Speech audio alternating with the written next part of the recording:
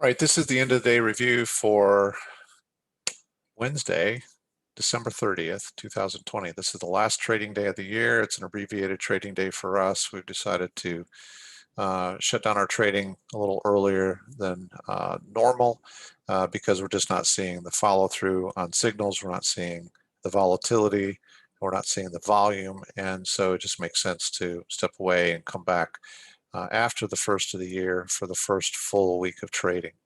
But I want to provide a quick update in terms of performance. The last time we updated was Wednesday of last week, and since then we traded the 9:30 to noon category on Monday. We did 30 points. Now, if you're not familiar with what we do, we're trading the NASDAQ 100 futures. We're using a 5-minute chart. Each point has a value of $20. Each point has a value of $20 per contract. So we did 30 points of profit on Monday the 28th. We did 7 trades. We did 19.25 points of profit yesterday. We did 7 trades, and we took a loss of 8.5 points today on 11 trades. The other category that we track is the 7 to 4, 7 a.m. Eastern to 4 p.m. Eastern, or whenever we quit trading. And that's only the trend bias and trend continuation trades. We took 15 points of profit on Monday, and we did 9.75 points of profit yesterday. And today we gave back 12.75 points of profit. And here's the number of trades that took place in each of those categories. So I'm going to pull up our personal trading plan here. And in the 9:30 to noon category, I already have this filled out. The performance of 30 points on Monday translates into $20 a point, which is $600, and we are scaled up to 3 contracts, so it's $1,800 of profit on Monday. 3 contracts per trade, 7 trades, so 21 contracts. This allows us to account for the cost of doing business, the cost of our trades, the commissions and fees that were charged. Then $1,155 of profit yesterday at $20 a point on 3 contracts, and then $510 of loss today. And here's the corresponding contracts. In the 7 to 4 category, where we're trading trend bias and trend continuation trades only, $900 of profit on Monday, $585 of profit on Tuesday, $765 of loss. Here are the corresponding contracts that were traded. There were 3 contracts per trade. Now you'll also see zeros in last week, Thursday and Friday, and you'll see zeros in this week, Thursday and Friday. We're just zeroing those out because those are not trading days for us. Market holidays, half holiday last week on Thursday and tomorrow, and then full market holiday on Friday. So we just zero those out. So by zeroing those out, they don't factor into our averages, and we exclude those days from our averages. So I'm going to take a look first of all at our 9:30 to noon category and just see how this now translates into overall performance. So I'm going to put 3 here. Oops, 3. 3. So this is just locking in terms of the number of contracts that are being traded, so that if we make any change into our forecasted number of contracts, it doesn't change what has already transpired. Okay, so the values that we're looking at, we now have 26 weeks behind us, so we are halfway through a 52-week plan. During that 26 weeks, we've had 41 losing days during a 26-week period. Our average winning day is 22.4 points per day. Now that takes into account the frequency of 41 days per 26 weeks of losses. So by default, the balance of all of the days are winning days. So we take a look at the frequency of win to losing days, and we factor that into our average of our average winning day. Our average losing day in the 9:30 to noon category is minus 39.78.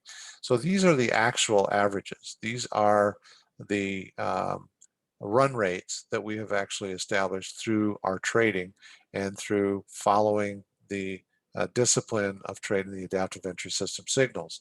You will have similar numbers if you followed right along with us. Now the important part is we want to forecast the next 26 weeks using the same numbers that we've established with our current run rate. So I'm going to input here into these forecast variables 22.4, that's our winning average, and minus 39.78, that's our losing average. And we are now maxed out at 3 contracts. We've made a decision to trade no more than 3 contracts during the course of our 52-week plan. And so basically our current to date 26-week run rate, and using that same run rate forecasted forward, gives us a projected income of approximately $147,201. That's having started with $5,000 6 months ago. So $5,000 growth over a 52-week period to $147,000 is, in my opinion, very reasonable growth, very reasonable production of profit for the time and effort invested. Time and effort that you've invested in this is learning, understanding, and following along to continue to learn, and trading from 9:30 to noon. In the other category, which is our 7 to 4 category, I'm going to lock in our contract quantity, and I'll show you why this is important here in just a moment. We have also 26 weeks. We're halfway through our 52-week plan. We've had 36 losing days in 26 weeks. Our average winning day is 29.97, and our average losing day is 31.9. Now those numbers factor in the frequency of winning losing days to the number of weeks that we have already traded. So I'm going to translate those winning days and losing day averages into our forecast going forward. So 29.97 is our average winning day, and 31.9 is our average losing day. Sorry, I need to put that in as a losing day, minus 31.9. And so if we continued to trade at those levels, the ratio of losing days to weeks, the ratio or the averages of our winning days and the averages of our losing days, if we continue to trade at that level for the next 6 months and we traded no more than 3 contracts, our income over the course of a 12-month period is about $266,100. And that, again, is also having started with $5,000 in the account at the beginning of the 6 months.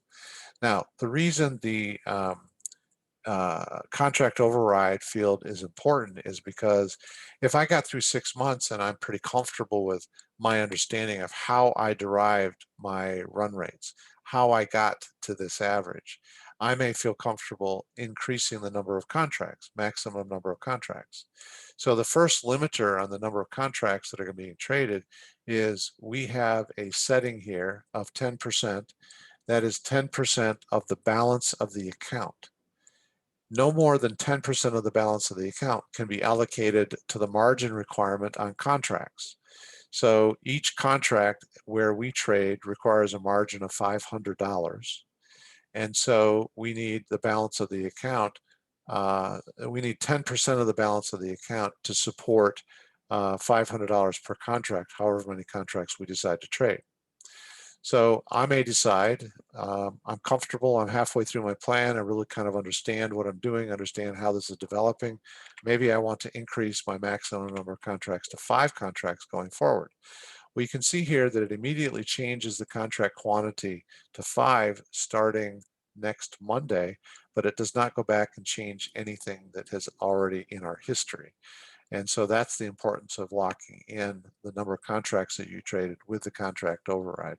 If I did change to 5 contracts with my current year to date, plus then the forecast going forward, that increases my potential income to just over $357,000 instead of where my 3 contracts is projecting 266,000. So this is a variable that you can choose to set at whatever you want. I think 3 contracts is a very reasonable number of contracts to trade for NQ. So we're going to leave it at that. And I also think that $266,000 of projected income is reasonable based on $5,000 starting balance in the account. I'm not guaranteeing at all that we will make, or you will make, if you followed every step along with us, $266,000. I'm saying that based on the current run rate of actual performance and projecting that run rate forward for the next 6 months, that's what the number would be. Your run rate may increase or decrease. It's going to affect your then forecasting variables, forecasted numbers going forward from that point in time. So we take a look at this most every day. We try to do an update here every few days. We used to do them every single day, but we do an end of day review now every few days, every 2 to 3 days. And we continue to keep track of where we are in terms of our personal trading plan. There was a question out here about what the yellow numbers mean. Well, sometimes people are using the trading plan for building a full financial forecast and management tool for themselves in their trading. If you're a full-time trader, especially, you at some point in time want to take some money out, possibly to live on, to spend, to do some other things with. And so there are a couple different fields here where you can see what that could possibly be. First of all, this column here under funds plus or minus, you at any point in time can put a number in there to withdraw funds minus a certain amount, or to add funds if you decide you want to add funds to your trading. Most of it's used for subtracting funds. And if you want to do some financial forecasting for yourself, you can use this yellow box up here. Say, well, what is the projected value of the account, let's say at the end of January. So if I put 1/31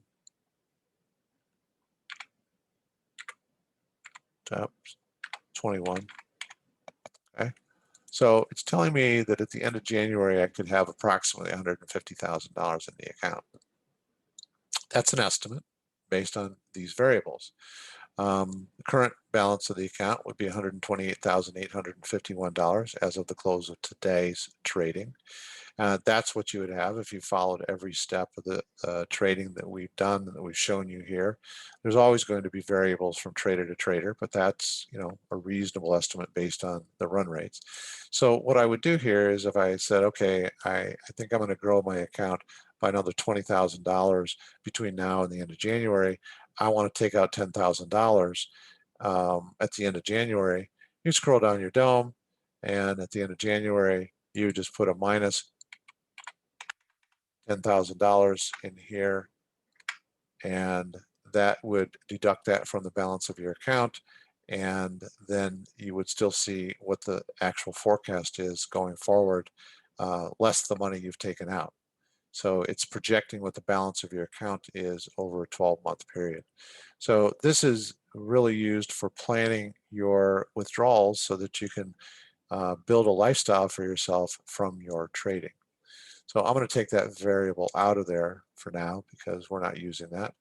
For right now, we're going to just continue to grow and see what the balance of the account is after a 12-month period. All right, so just real quick here, I want to jump back to the averages. Well, first of all, I want to show you the monthly summary.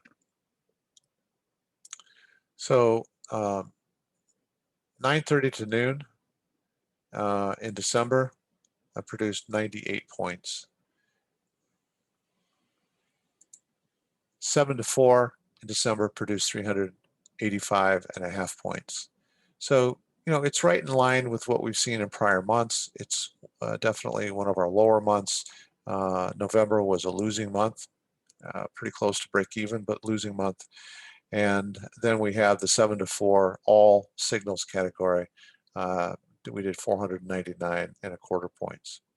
So December, you can see, has been a little more challenging, a little light in terms of profitability in the 9:30 to noon category. Pretty solid in 7 to 4. Not our biggest month, not our smallest month, and overall 7 to 4, taking all the signals. Again, right in line. Not the biggest month, not the smallest month. The last 2 months have been a little light. I think when we get into January, we're going to start to see, I think, I'm going to just project here that we're going to start to see numbers that are more closely aligned to the average, to higher numbers that we've seen prior. But whatever it is the result of our trading, and it's the result of being disciplined and following the adaptive entry system signals and taking the trades as they come. The averages, if you look at 7 to 4 with all signals plus fractals, is averaging 1,300, just over $1,300 a day for the last 138 trading days. The 10 or 7 to 4 category, taking trend bias and continuation signals, is averaging $515 a day. And then our 9:30 to noon category, over the 138 trading days, is averaging just over $313 a day. So solid numbers, folks. We've got mostly low to mid win-loss ratios on each of these categories. I'm a huge fan of the adaptive entry system signals. I'm a huge fan of trading those signals and just following the discipline of those signals. There are days like today and like last Wednesday where you make a subjective decision to just step away from trading because there's not been a lot of follow through. I was pointing this out earlier in the live trading room that between 10:50 and, well, where we are right now, almost 12:30, there's been very, very limited range of movement here. So it just doesn't make sense to trade. We're looking forward to getting back into our what I would consider to be maybe a more regular volume and volatility influence into the market. All right, so this is the last end of day review. This is the last trading day for 2020. We're looking forward to the new year, 2021. I think a lot of us are looking forward to a new year for a variety of reasons, not just trading related. I just am sincerely grateful for all of you who follow along with us, who participate in our live trading room, who choose us to help you learn how to trade through the education programs that we offer, that choose us and New Cycle Trading to provide your entry signals, your market metrics, and use the adaptive entry system signals. So thank you for being here. Happy New Year to all of you, and we'll talk to you again in the new year.